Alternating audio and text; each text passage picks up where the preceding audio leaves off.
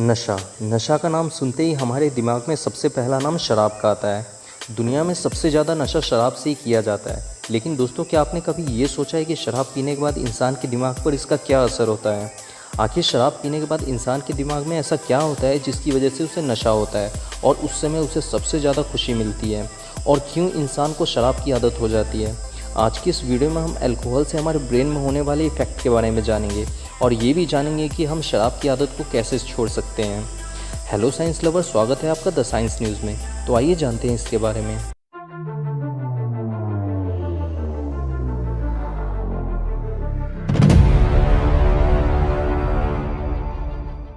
दोस्तों, जिस तरह से हमारा शरीर छोटे छोटे सेल्स यानी कोशिकाओं से मिलकर बना होता है, उसी तरह से हमारा मस्तिष्क छोटे छोटे न्यूरॉन्स से मिलकर बना होता है, जिसे ब्रेन सेल्स भी कहते हैं। इंसान के ब्रेन में कुछ ऐसे न्यूरॉन होते हैं जो एक प्रकार का हार्मोन रिलीज़ करते हैं, जिसे डोपामीन कहते हैं। ये हार्मोन हमारी खुशी के लिए जिम्मेदार है। इसी डोपामीन हार्मोन की वजह से हमें खुशी महसूस होती है।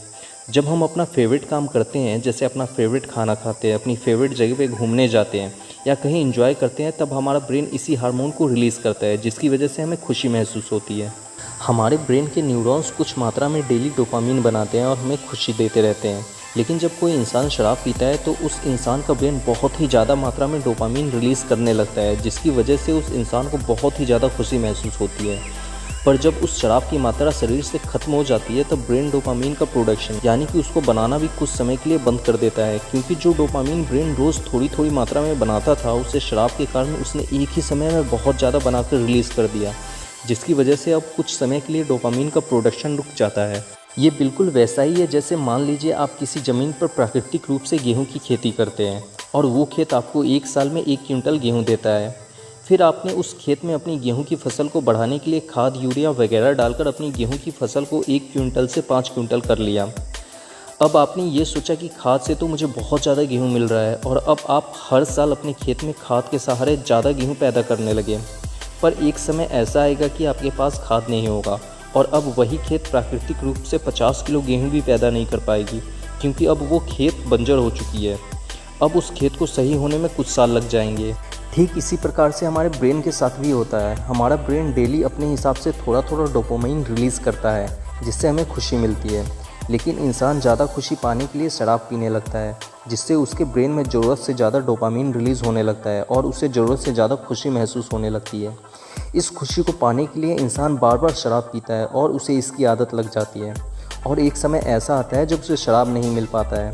अब उसका ब्रेन नेचुरली तरीके से डोपामाइन रिलीज़ नहीं कर पाता है, जिस कारण से उस इंसान को अपनी ज़िंदगी में बहुत दुख महसूस होता है और वो इंसान किसी भी कीमत पर शराब को खोजने लगता है। यहाँ शराब को छुड़ाने के लिए मैं आपको कुछ टिप्स देना चाहूँगा।